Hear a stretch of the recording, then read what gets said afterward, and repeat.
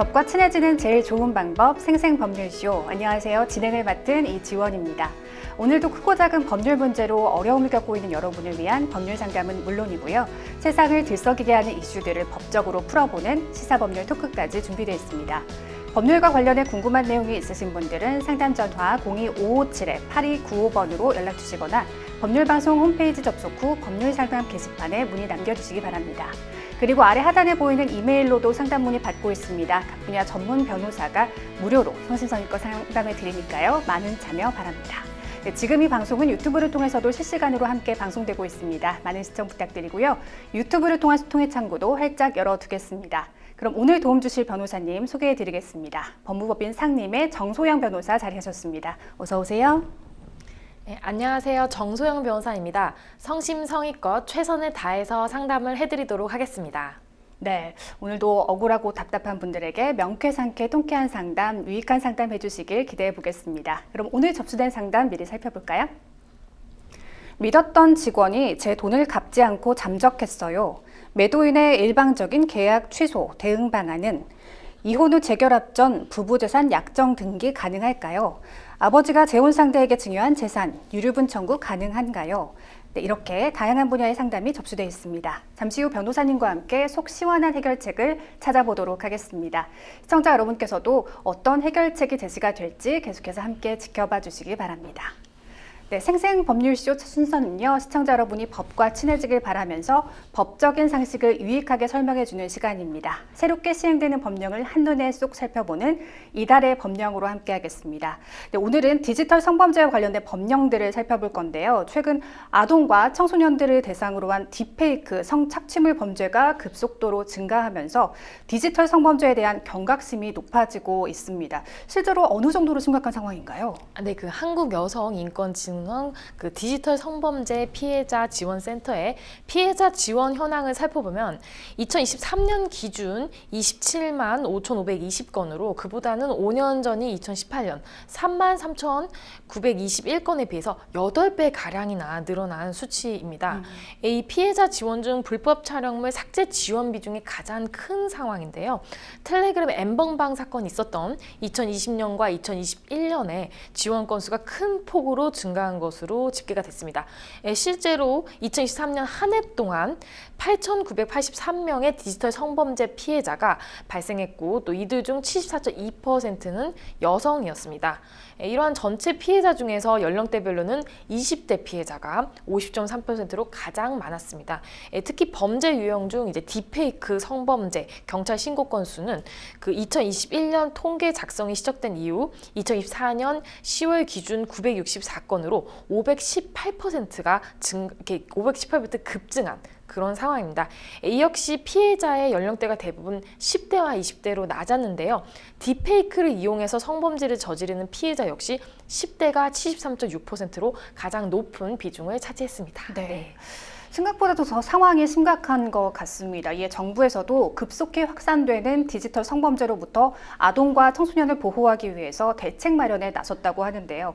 변호사님, 앞으로 어떤 조치들이 이루어지게 되는지 달라지는 내용 자세히 살펴주시죠. 네, 그 현행 성폭력 범죄 처벌에 관한 특례법에 의하면요. 네. 이 성착취물을 이용한 협박은 징역 1년 이상이고 또 강요는 징역 3년 이상의 처벌을 규정하고 있었습니다. 그러나 이제 최근 아동 청소년을 대상으로 한 딥페이크 성착취물 제작 및 이를 이용하여 협박, 강요하는 등의 범죄가 지금 급속도로 증가하고 있는 사회 현실이 지금 도래한 만큼 네. 오는 4월 17일부터 개정된 아동 청소년의 성보호에 관한 법률이 시행됨에 따라서 아동 청소년 성착취물을 이용한 협박 시 3년 이상 그리고 강요 시 5년 이상의 징역형이 선고가 되겠습니다. 네. 또한 아동 청소년을 대상으로 한 디지털 성범죄의 야간 공유 등 긴급 수사가 필요한 경우에 수사기관은 상급 경찰 관서 사건 승인 없이 긴급 신분 비공개 수사를 할 수 있게 되었습니다. 또 이와 아울러 아동 청소년의 성착취물이 게시, 상영, 유통되고 있다는 사실을 확인한 수사관은 지체 없이 방송통신심의위원회에 삭제 또는 접속 차단 등의 조치를 요청해야만 하겠습니다. 네. 이와 더불어 같은 날 시행되는 성폭력 방지법에 따라서 불법 촬영 촬영물 유포로 인한 2차 피해가 없도록 피해자 지원을 한층 더 강화할 예정이라고 하니까요. 추가적으로 개정이 이뤄지는 내용도 자세히 짚어주시죠. 네, 그 앞으로는 불법 촬영물의 삭제를 하는 그 주체가 국가에서 지방자치단체로 보다 이렇게 확대가 되고요. 또 네. 그동안 피해자들은 불법 촬영물과 또 신상 정보와 함께 유포돼야만 이게 삭제 지원을 받을 수도 있지만 이제는 신상 정보만 포함된 경우에도 충분히 삭제가 가능해지도록 개정이 되었습니다. 예, 그 허위 영상물, 그러니까 이제 쉽게 말하면 딥페이크인데요. 이 허위 영상물이 급속히 확산되고 그리고 피해자의 신상 정보가 유포되는 등 추가 피해가 생기지 않도록 하기 위한 조치라고 하겠습니다. 예, 이 같은 내용을 골자로 하는 개정 성폭력 방지 및 피해자 보호 등에 관한 법률이 17일부터 시행이 되도록 하는데요. 예, 불법 촬영물 삭제 지원 대상은 피해자의 주소, 성명, 나이, 직업, 학교, 용모, 그 밖에 대상자를 특정해 파악할 수 있게 하는 인적 사항과 사진 등이겠습니다. 또 불법 촬영물 피해 신고를 접수하고 긴급 상담을 수행하는 디지털 성범죄 피해자 지원센터가 이제 전국에 설치 운영이 되고 또 피해자에 대한 일상 회복 지원도 국가와 지자체의 책무로 명시가 되도록 되겠습니다. 네. 하지만 늘어나는 디지털 성범죄 피해자를 지원하는 주요 기관들의 고민은 점점 더 깊어지고 있다고 하는데요. 예산이 삭감되거나 동결되면서 인력 부족과 또 업무 과중 문제가 지적되고 있죠. 네, 지금 이같이 심각한 현황에도 관련 피해 지원에 주력하는 기관에 할당된 정부 예산이 삭감돼서 지금 논란이 많은데요. 네. 한국여성인권진흥원 디지털 성범죄 피해자 지원센터는 피해자를 보호하고 또 지원하기 위해서 디지털 성범죄 관련 전문 상담, 그리고 피해 영상물 삭제 지원, 그리고 수사 법률 의료 지원, 연계 등 관련 서비스를 전담하고 있는 기관입니다.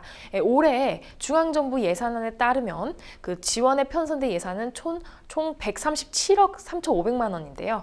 이는 지난해 본 예산인 146억 9,200만 원과 비교했을 때 9억 5,700만 원이 감소한 그런 금액이겠습니다. 네네. 예, 정부는 인력 재배치 및 증원을 이유로 예산 감액을 했지만 인력은 업무에 비해서 턱없이 부족한 실정입니다. 올해 네네. 해당 기관은 신규 인력 2명을 더 채용해서 4년 만에 총 직원 41명이 됐습니다. 하지만 여전히 담당자 1명당 연간 맡아야 할 피해 지원 건수는 평균 6,720건 이상이며 삭제 지원팀의 정규직 12명이 2023년을 기준으로 인당 2451건의 불법 촬영물 삭제를 지원하면서 업무 과중 또한 굉장히 지적이 되고 있는 상황입니다.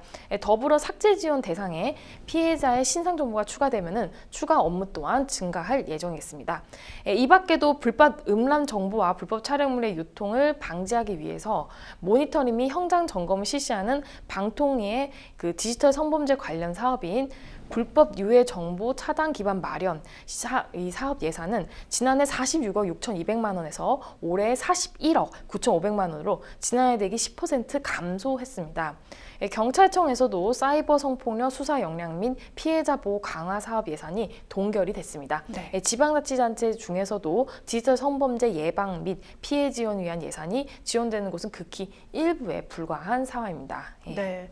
앞서 디지털 성범죄에 대한 처벌 수위가 강화됐다고는 하지만 가해자가 집행유예나 감형을 받는 사례가 여전히 많은 것도 문제 중 하나인 것 같은데요. 변호사님은 이러한 디지털 성범죄 근절을 위해서 앞으로 보완해 나가야 할 점은 무엇이라고 생각하시나요? 그 디지털 성범죄자들 같은 경우에 뭐 초범이거나 네. 뭐 아니면은 이제 기타 정상 참작의 여지가 있다라고 해서 집행유예로 이렇게 비교적 가벼운 처벌을 받는 사례가 좀 굉장히 많습니다. 네. 이와 관련해서 처벌 강화도 물론 필요하겠지만 이와 더불어서 이제 일단 이러한 디지털 성범죄를 예방하고 사전에 차단하기 위한 제도적 보완이 적극적으로 필요할 것으로 보입니다. 특히 지금 국가 차원에서 불법 촬영물 삭제 지원 관련해서 이걸 좀 더 보도 적극적으로 좀 시행을 해주시고 또 성범죄자에게 삭제 비용을 청구할 수 있도록 하는 제도 이런 것들이 새로 도입된다면 훨씬 더 이러한 이제 디지털 성범죄를 좀 더 막을 수 있는 좋은 방안이 될 것으로 생각이 됩니다. 네.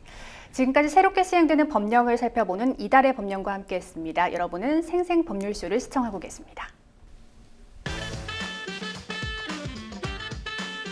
어렵고 복잡한 법률 문제로 고민하고 계신가요? 그렇다면 생생법률쇼가 도와드리겠습니다.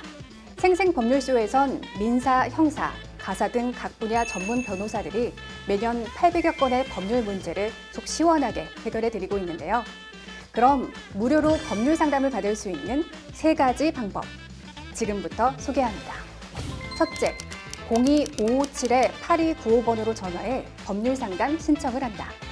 둘째, 법률방송 홈페이지에 접속해 법률 상담 게시판에 사연을 올린다. 셋째, 지금 화면에 나오고 있는 이메일 주소로 사연과 연락처를 보낸다. 속 시원한 법률 상담 프로그램 생생법률쇼. 지금 바로 상담 신청하세요.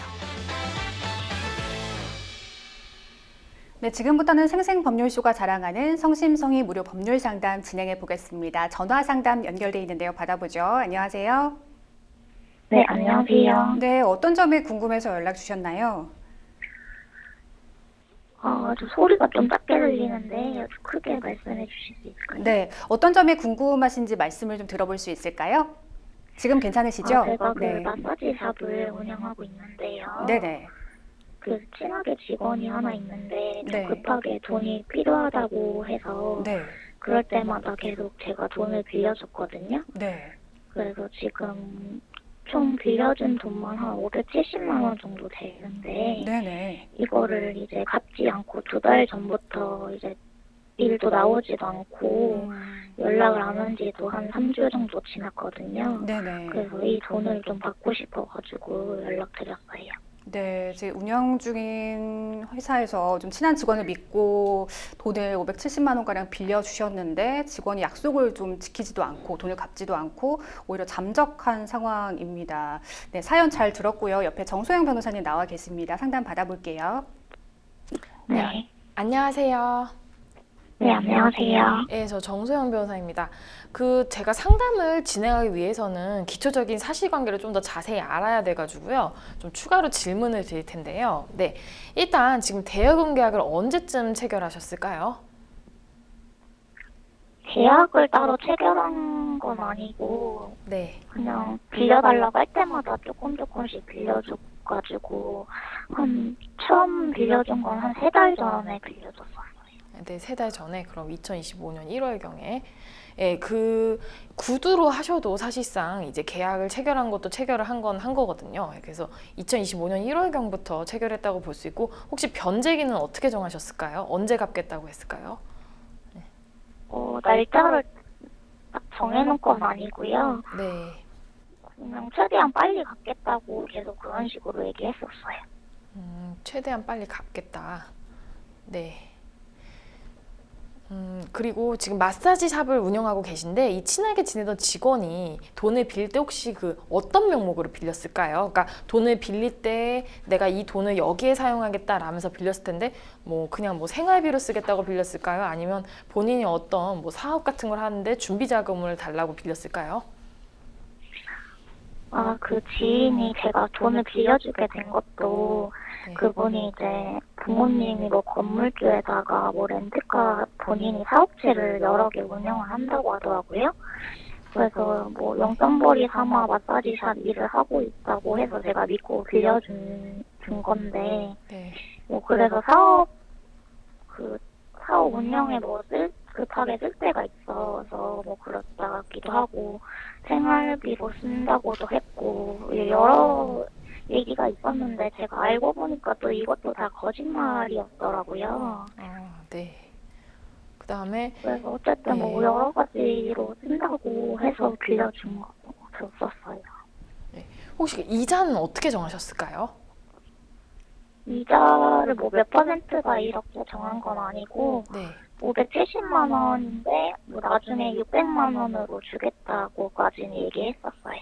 네, 그럼 그냥 이자를 퍼센트로 정한 게 아니라 한 30만 원 정도 더 주겠다. 이렇게 네. 볼 수 있겠네요. 네, 혹시 네, 맞아요. 상대방이 언제부터 지금 전혀 변제나 이런 거 없이 잠적을 했을까요? 네. 아예 지금 안 보인 지는 2달이 넘었고요. 네. 문자로 이제 주고받는데 네. 욕을 하고 빌린 적도 없다고 하는 상황이거든요. 그래서 더 이상 얘기해도 못 받을 것 같아가지고 3주 전부터는 연락도 아예 안 하고 있었어요. 아, 네. 혹시 이 돈을 빌리신 분이 나 돈 갚겠다 이러면서 변제기를 유예, 그러니까 쉽게 말하면 나중에 갚을 테니까 좀 봐달라고 이런 식으로 한 사안이 혹시 있을까요? 처음에는 그렇게 얘기를 했었는데 네. 이제는 아예 자기가 이제 빌린 적도 없다 이렇게 네. 잡아떼고 있거든요. 네, 알겠습니다. 네, 일단 지금 기한을 정하지 않은 채권으로 보여요. 저희가 일단 변제기 같은 경우는 별도로 언제 갚을지는 제대로 뭐 정하지 않았다 이렇게 말씀을 하셔가지고요. 예, 그렇게 되면은 그러니까 그쵸, 그 변제기를 별도로 정하시진 않으신 거죠. 그냥 뭐 정확히 어떻게 했을까요? 뭐 나중에 뭐 돈 생기면 되는 대로 갚겠다 혹시 이랬을까요? 그 상대방은 그랬었고 제가 네, 자꾸 그런 식으로 하길래 네. 2달 전부터 계속 갚으라고 요구를 하긴 했었어요. 아, 요구를 계속 하셨고. 그러니까 이걸 좀 정확하게 정하지 않으셨는데 그럼 불확정 기한부 채권으로 볼 수 있을 것 같아요. 그러면 이제 소멸시효 기산점 때문에 그러는데 만약에 불확정 기한부라고 하면은 기한이 객관적으로 도래한 때 그리고 만약에 기한을 정하지 않았으면 채권 성립 시부터 소멸시효 기산점이 시작이 되는데요. 사안 같은 경우 안에 아예 기한을 정하지 않았다 이렇게 보기는 좀 어렵고 불확정 기한부 정도로 볼 수 있을 것 같고 기한이 객관적으로 도래한 때가 언제냐라고 하면은 지금 상담자님께서 돈을 갚으라고 하신 그 시점부터 사실상 소멸시효는 좀 진행이 될 수 있다 이렇게 생각을 하시면 될 것 같고요. 일단 지금 이제 이게 민사채권인가 상사채권인가를 저희가 좀 따져야 되거든요. 그러니까 이게 왜 두 개가 차이가 있냐면은 저희가 민사 같은 경우는 별도로 이유를 정하지 않아도 법정이율 5%를 받을 수 있고 상사 같은 경우는 법정이율 6%를 연 6% 이렇게 받을 수 있는데 이 소멸시효가 민사 같은 경우는 10년 그리고 상사 같은 경우에는 소멸시효가 5년이기 때문에 이제 민사채권이냐 상사채권이냐에 따라서 이제 그 법정 이율도 달라지고 소멸시효 기간도 굉장히 차이가 있습니다. 근데 지금 만약에 사안 같은 경우에 저희가 일반 지금 그 마사지샵 운영하시는 상담자님께서 상인이긴 한데요. 아무리 상인이라고 할지라도 돈을 빌려줄 때 어떤 이런 상행위와 관계없이 개인적인 친분으로 돈을 빌려주면 민사채권으로 분류가 되는데요. 다만 지금 상대방이 뭐 본인이 사업을 별도로 하는데 이걸 위해서 이제 보조적 상행위로서 돈을 빌린다. 그래서 지금 사업을 운영하기 위해서 빌렸다라고 하는데 이거를 저희가 빌려준 저희가 이거를 인식한 상태에서 했으면 이 또한 상사채권이 이게 될 수가 있는 사안이긴 하거든요. 근데 사안에서도 이게 다 또 거짓말이었다 이렇게 하시기 때문에 약간 불분명하긴 합니다만 이게 어쨌든 생활비를 위해서 빌린 거는 민사채권으로 분류가 되고 그리고 본인이 뭐 사업을 위해서 빌렸다라고 한 거는 상사채권으로 볼 수 있는 여지가 지금 있는 사안이신 것 같습니다. 혹시 그 상대방이 변제를 한 푼도 안 했나요? 아니면 조금이라도 변제를 했을까요? 하나도 안 했어요. 예, 전혀 하지 않은 사안이시군요. 네, 지금 이제 가장 아무래도 중요하고 또 궁금하신 부분은 이렇게 변제를 하지 않고 잠적한 상대방 상대로 어떻게 돈을 잘 받을 수 있는가 이 부분이 궁금하실 것 같은데요. 맞으시죠? 네. 네네. 네, 그래서 일단 지금 사안에서 총 570만 원 가량 빌려줬고 이자까지 합하면 600만 원 정도 변제를 받아야 되는 사안인데요. 상대방이 잠적을 했습니다. 지금 사안에서 일단 돈을 받기 위해서 가장 좋은 방법은 지급명령 신청을 제기하는 것이 좀 좋으실 것 같습니다. 저희가 이제 본안 이제 민사 소송을 할 수도 있고 지급명령 신청을 할 수도 있는데요. 이 신청 사건이랑 이제 우리 민사 사건 일반 소송은 청구 사건인데 이 둘의 차이가 있다면은 이 지급명령 신청을 하면은 훨씬 더 빨리 결과가 나옵니다. 예, 그래서 이 지급명령 신청을 하시면은 이제 지급명령 결정문이 나오실 거예요. 네, 이 결정문을 통해서 집행할 수 있는데 좀 더 자세히 설명을 드리면은 이 지급명령 신청 같은 경우에 저희가 지금 대여금 계약에 따라서 그 대여금 반환 청구를 하는 거기 때문에 대여금 계약의 요건 사실이 명확하게 좀 나와 있어 주셔야 합니다. 그래서 대여금 계약을 체결한 사실, 그리고 이 금전을 지급한 사실, 즉 대여금을 대여한 사실 자체겠죠. 그리고 반환 시기의 도래, 지금 변제기가 도래했다. 이게 바로 가장 중요한 요건 사실인데요. 이 요건 사실이 반드시 제대로 다 드러나도록 해서 사실관계를 잘 정리하셔가지고 지급명령 신청서를 쓰시는 게 굉장히 중요하겠습니다. 왜냐하면 이런 거를 잘 정리를 해서 써주셔야 지급명령 그 다음에 결정문이 나오는데 결정문이 빨리 나오거든요.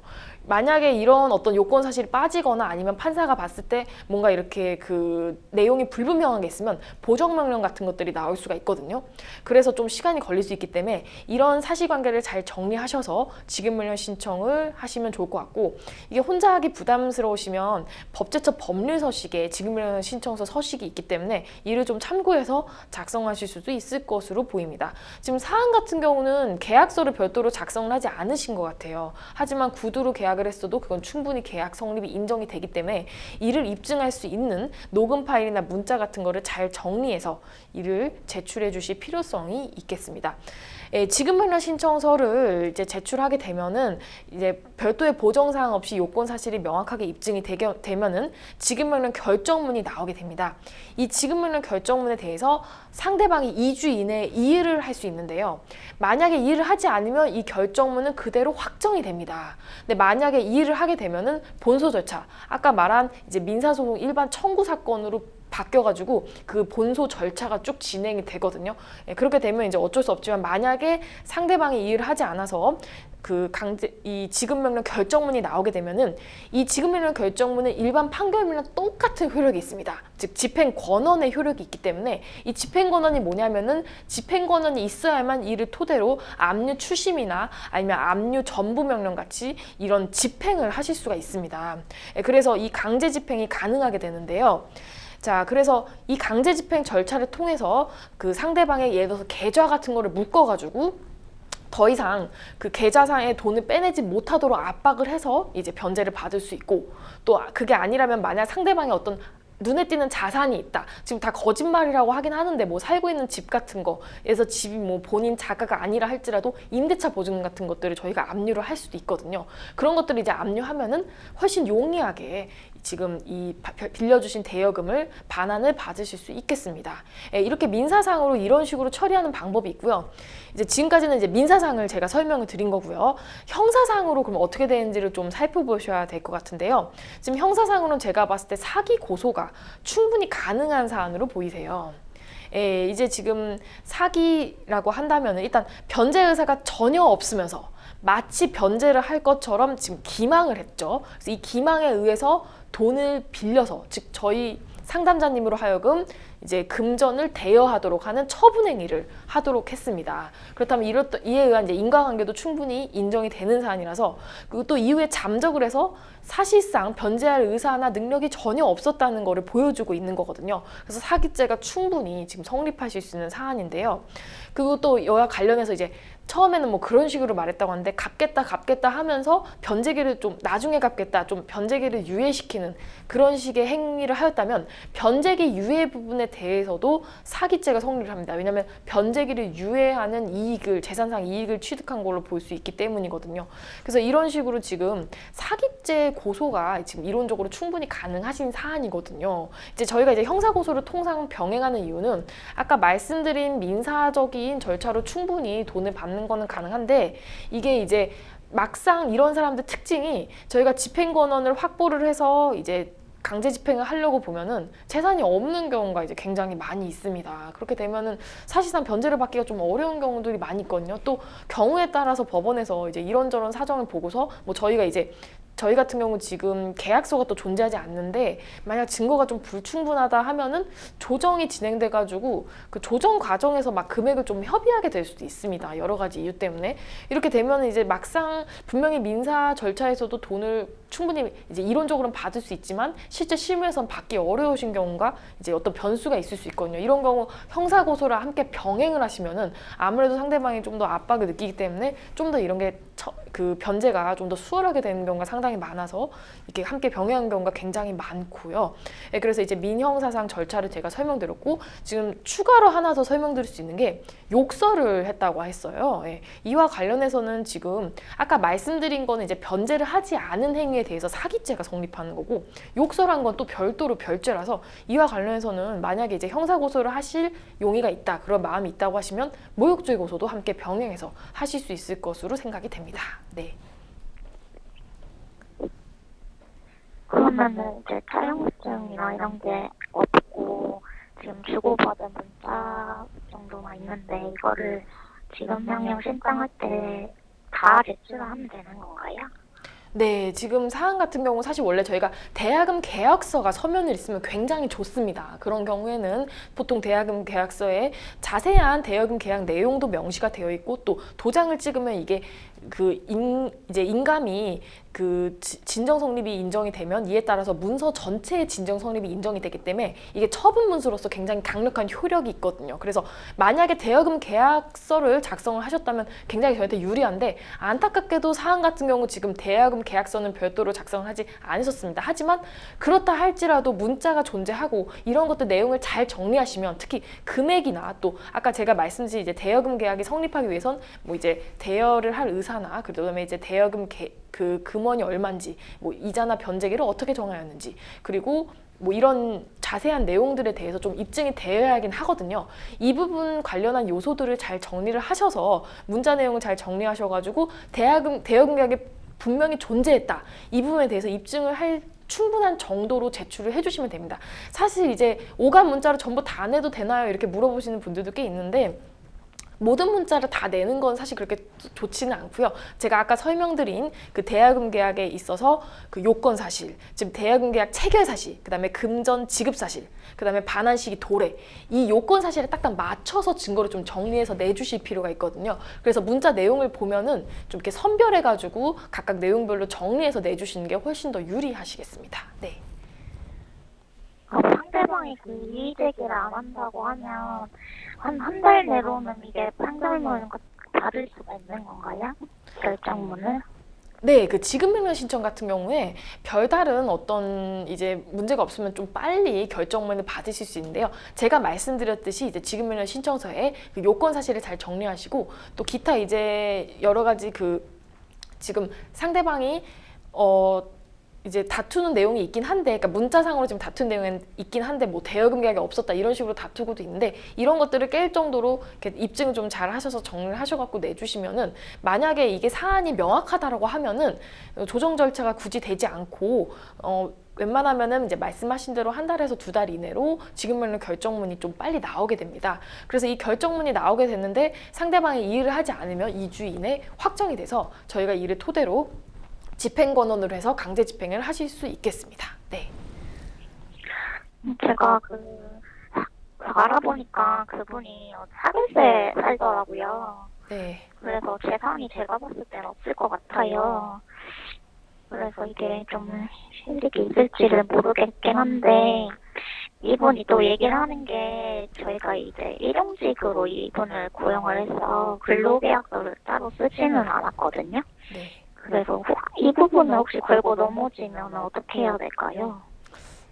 이게 별도의 사안을 걸고 넘어지면서 이렇게 그걸 트집 잡아서 지금 돈이 없으니까 이제 변제를 하지 않으려고 하는 행위를 한다. 사실 이게 참 실무에서 막상 이렇게 돈을 안 갚는 분들을 보면은 변제 자료가 없는 경우가 말씀하신 대로 굉장히 많고 또 이를 토대로 관련된 다른 사건을 이제 좀 얘기하면서 변제를 회피하는 경우가 굉장히 많은데요.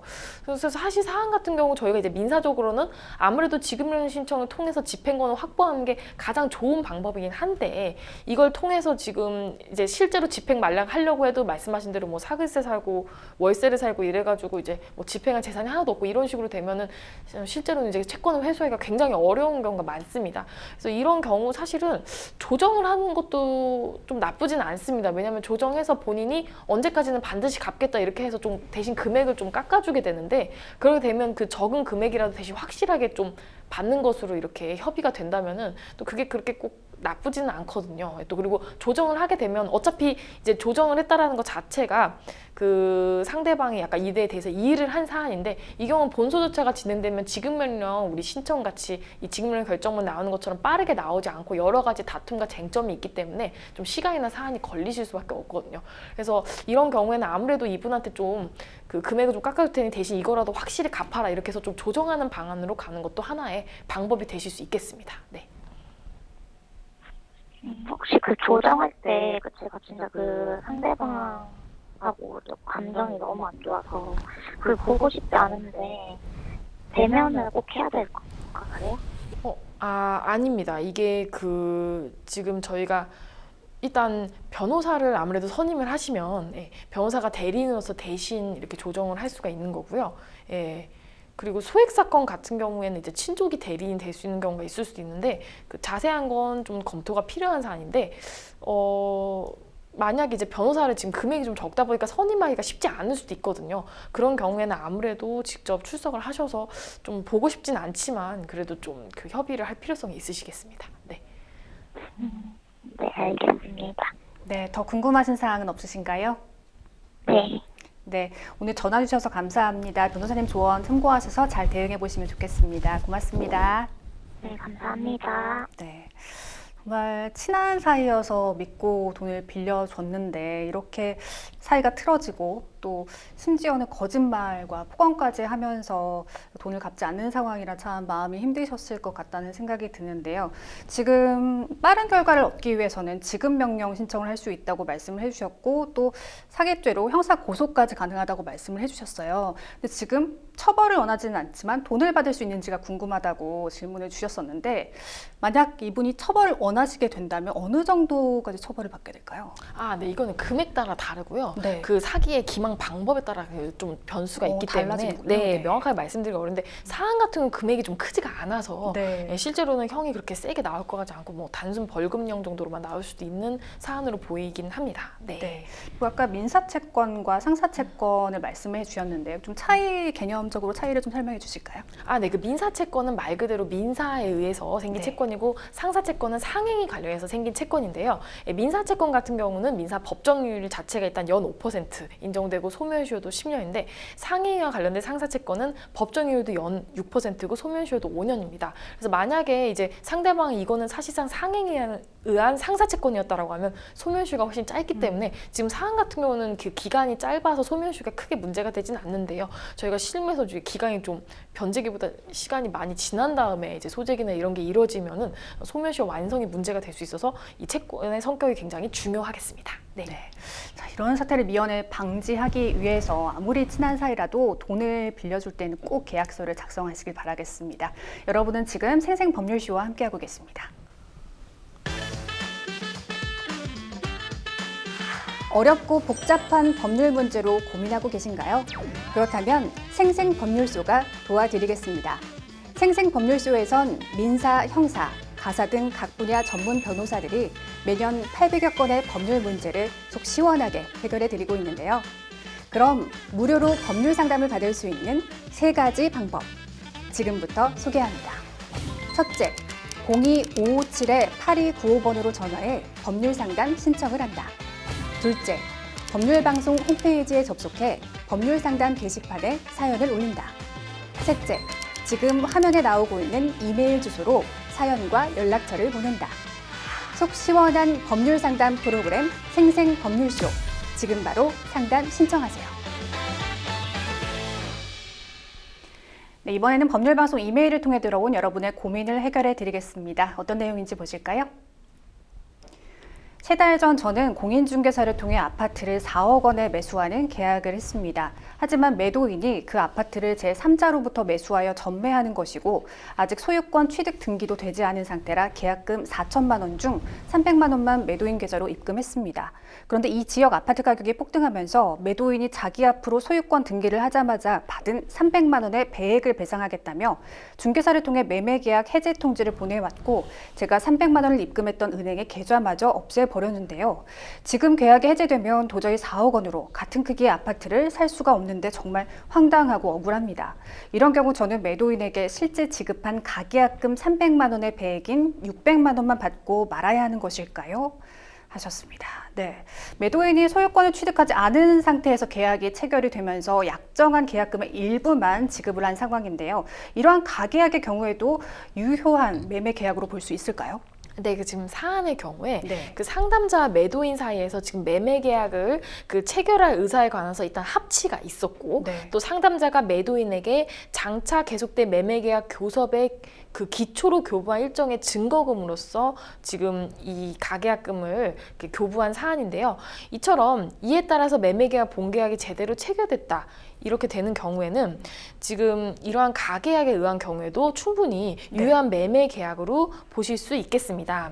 이 가계약이라는 것은 이제 아까 말씀드렸듯이 일종의 증거금인데요. 그래서 네. 매매 계약, 본계약이 체결되는 경우 그 매매 대금 중 이 계약금 일부의 지급에 가름을 하되 만약에 본계약이 성립하지 않을 경우에는 반환할 것이 전제되는 가계약인데요.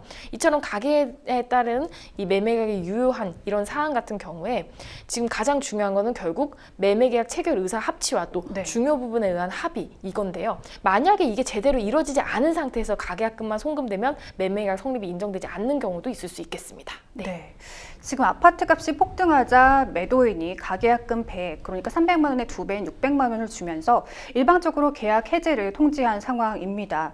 실제로 매도인이 지급한 이 해약금 적절한 금액인가요? 네, 그 계약금 같은 경우는 민법 565조 제1항에 의해서 해약금으로 추정이 됩니다. 네. 그건 이제 계약금의 경우에 그런 거고요. 네. 그래서 이렇게 해약금으로 추정이 되면 교부자는 포기하고 수령자는 배액 상환해 갖고 매매 계약 해제가 가능한데요. 네. 가계약금에 대해서는 이러한 규정이 없습니다. 그래서 아, 가계약금이 네. 당연히 해약금이 된다 이렇게 볼 수는 없습니다. 그렇군요. 그래서 가계약 관련해서 당사자 의사 해석에 의해서 이게 해약금 성질이 있는지를 별도로 판단을 해야 할 필요성이 있는데요. 그래서 지금 사안의 경우에 만약 이 가계약금 관련해서 해약금 성질을 갖고 있다는 그런 당사자 간 별도 합의, 예를 들어서 그 교부자는 포기하고 수령자는 배액 상황에서 매매계약 해제 가능하다, 이런 문구를 집어넣는 식으로 이런 가계약금 관련 해약금에 관한 별도 규정이 있는 경우에는 지금 매도인이 지급한 해약금이 적절한 금액이다 이렇게 할 수 있겠지만, 이러한 별도의 합의가 없다면 사실은 매도인은 가계약금 배액을 주면서 지금 계약 해제는 할 수 없겠습니다. 네. 그렇군요. 지금 매도인의 일방적인 계약 취소로 상담님이 원하던 크기의 주택 마련이 어려워진 상황입니다. 그럼 이에 대한 보상을 요구할 수는 없을까요? 지금 가계약금 배액이라고 해봤자 좀 더 손해가 크다고 생각하시는 상황인 것 같거든요. 네. 지금 사안의 경우에 매도인의 일방적인 계약 취소로 네. 상담자는 원하는 주택 마련이 어려운 손해를 지금 입게 됐습니다. 네. 그리고 또 이제 만약에 상담자가 가계약금만 송금한 상황이라면은 가계약금 관련해서 별도로 해약금으로 본다는 취지의 합의가 없으면은 안타깝게도 가계약금에 대해서만 부당이득 반환 청구를 할 수가 있거든요. 네. 그리고 이제 이와 별도로 손해 같은 경우는 손해를 입증해서 별도로 청구를 해야 되는데, 다만 실무에서 이걸 입증하는 게 좀 쉽지는 않습니다. 네. 그럼 그 매도인의 계약 불이행으로 인한 손해배상 청구는 좀 입증이 어려워서 이마저도 좀 어려운 상황이군요. 네. 알겠습니다. 그럼 매도인이 입금 계좌까지 폐쇄하면서 계약 해지를 통보해 왔습니다. 이 경우 매수인이 계약 이행을 강제할 방법은 없을까요? 그 매도인이 지금 입금 계좌를 폐쇄하면서 계약 해제를 통보해 온 사안인데요. 네. 그렇다 할지라도 만약에 가계약금만 송금된 상황이면은 매수인이 이를 이유로 계약 이행을 강제하기는 좀 어렵겠습니다. 네. 지금 매매 계약이 해제되는 과정에서 공인중개사를 통했거든요. 이 공인중개사가 갖는 법적 책임이나 의무는 없을까요?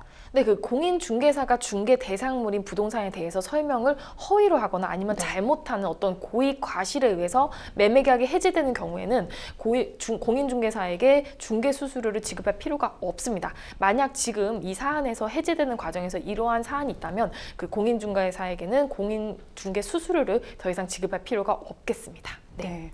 그럼 이분이 현실적으로 어떻게 지금 대응을 하면 좋을지 조언 한 말씀 부탁드리겠습니다. 네, 지금 실무에서 사실 이제 가계약 같은 경우에는 지금 사안 같은 경우 너무 좋은 게, 원래는 이제 가계약하는 경우에 매매계약에 대한 중요 부분에 대해서 합치나 이런 게 없어서 매매계약 자체가 인정이 안 되는 경우가 많은데, 사안 같은 경우는 중요 부분에 대한 합치는 다 있었는데 단지 계약금이 오가지 않고 가계약금만 오간 좀 그런 사안이겠습니다.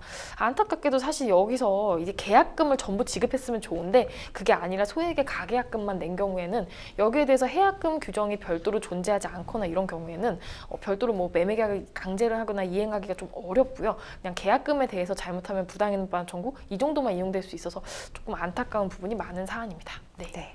자, 그럼 계속해서 법률방송 이메일을 통해 들어온 여러분의 고민을 해결해 드리겠습니다. 어떤 내용인지 보실까요?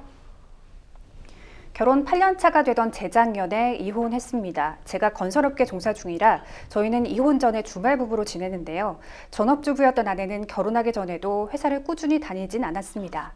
몇 개월 다니다가 다른 곳에 취직하고 그러다 자격증을 딴다고 그만두길 반복했습니다.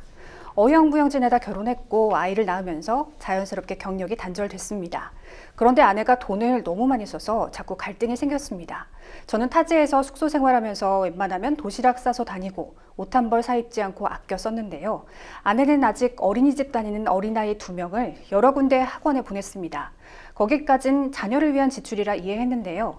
본인 꾸민비, 문화생활 비용으로도 상당한 돈을 썼습니다.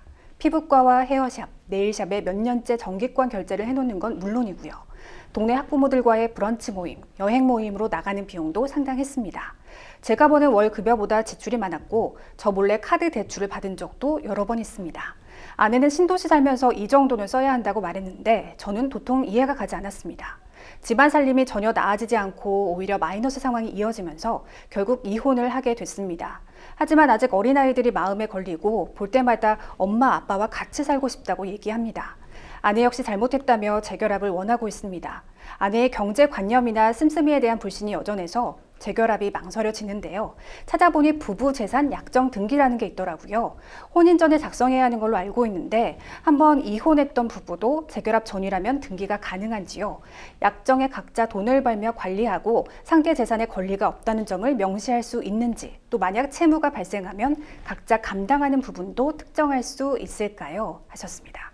변호사님, 우선 부부재산 약정 등기가 무엇인지부터 설명해 주실까요? 예, 그 부부재산 약정 등기란 결혼 당사자가 결혼 중에 재산 소유 그리고 관리 방법 등에 대해서 결혼 성립 전에 미리 약정에서 등기하는 것을 의미합니다. 네. 재산의 구분 그리고 관리 및 처분, 또 이혼 시 재산 분할, 상속 및 증여 관련해서 미리 정할 수 있겠습니다. 네. 지금 상담자님께서 궁금해하시는 부분을 하나씩 짚어보도록 하겠습니다. 한번 이혼을 했던 부부도 재결합 전에는 이 부부재산 약정 등기가 가능한가요? 네, 그 한 번 이혼을 했던 부부가 재결합하기 전의 상황이라 할지라도 부부재산 약정 등기가 가능합니다.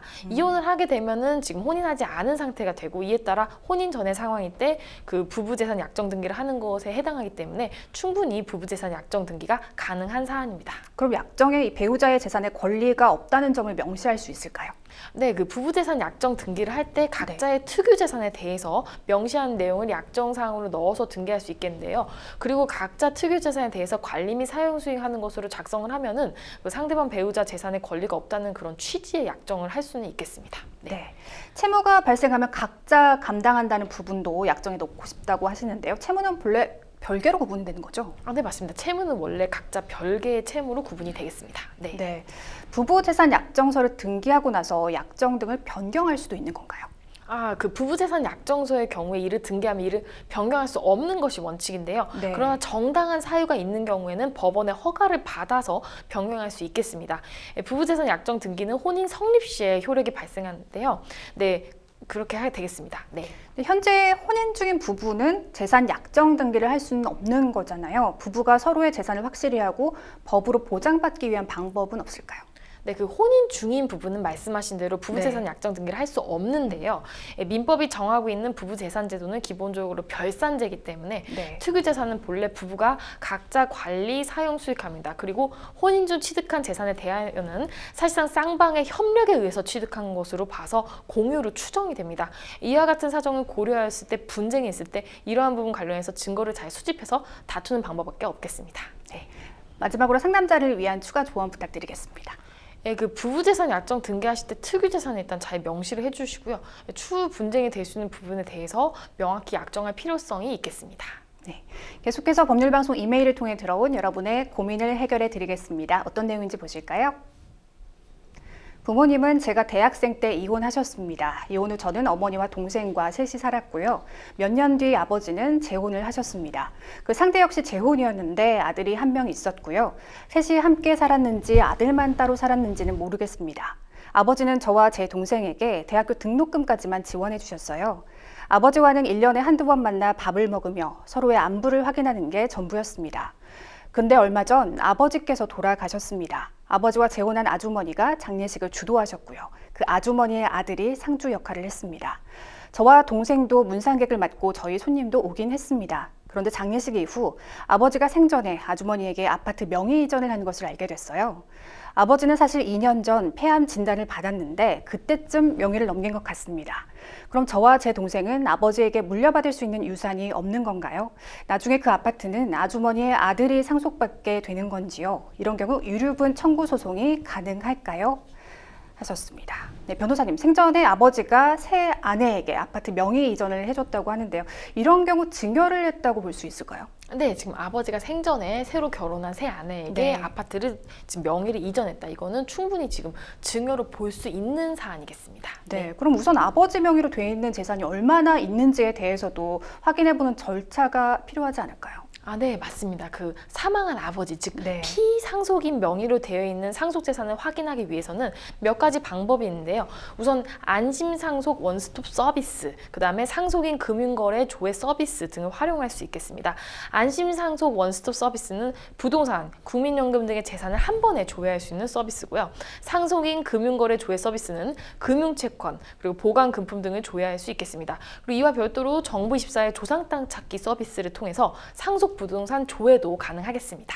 네, 지금 현재 상황에서 상담자님과 동생은 아파트에 대해서 유류분 청구 소송이 가능할까요? 일단은 그 새 아내분 아주머니에게 아파트 명의 이전을 해준 상황인데 유류분 청구 소송을 해봐야겠죠? 네, 맞습니다.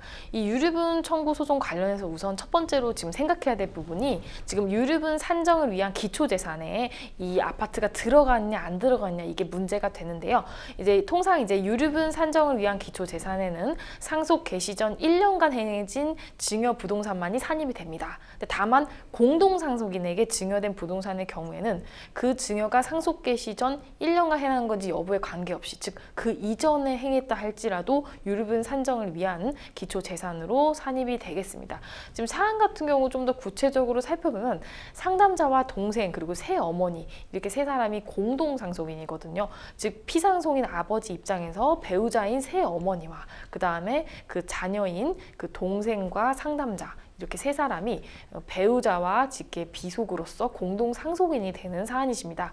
근데 지금 공동 상속인 중 한 명인 새 어머니에게 2년 전에 부동산을 증여를 했기 때문에 이렇게 공동 상속인 중 한 명에게 증여된 재산에 대해서는 비록 2년 전, 즉 1년 전이 아니라 1년보다 그 이전에 증여된 것이라고 할지라도 유류분 산정을 위한 기초재산에 산입이 되므로 이에 대해서 유류분 반환 청구 소송이 충분히 가능한 사안이겠습니다. 네. 만약 아버지께서 생전에 재산을 이전한 이유가 채무 변제 등 다른 법적 성격일 때문이라면 유류분을 청구할 수 없을 가능성도 있을까요?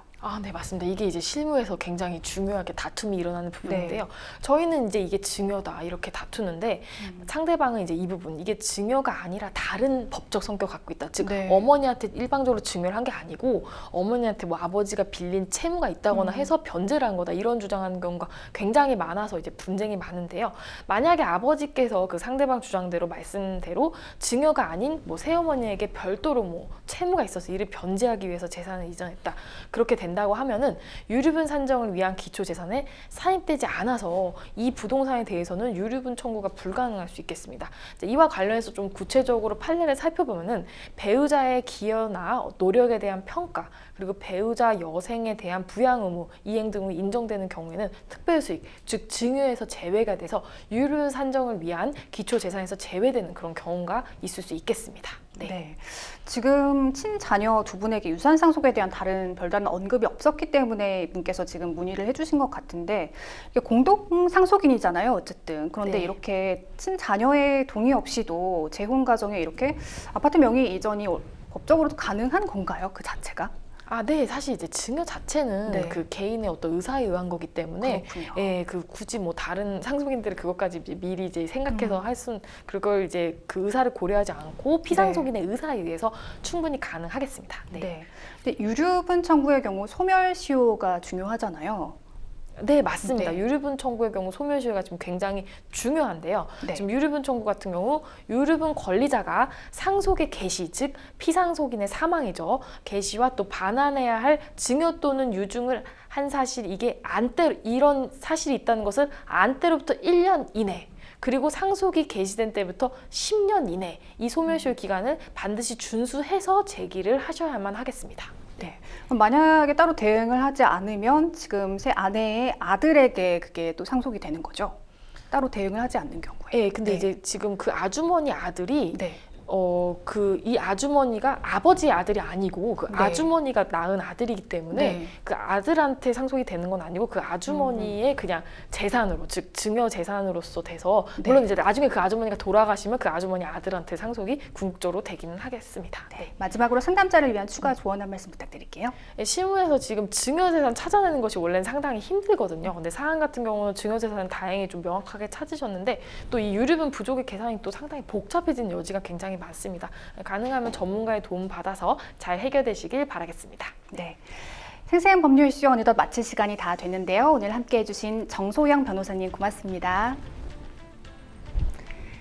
네, 생생한 법률 이슈 오늘 순서는 여기까지입니다. 시청해 주신 여러분 고맙습니다.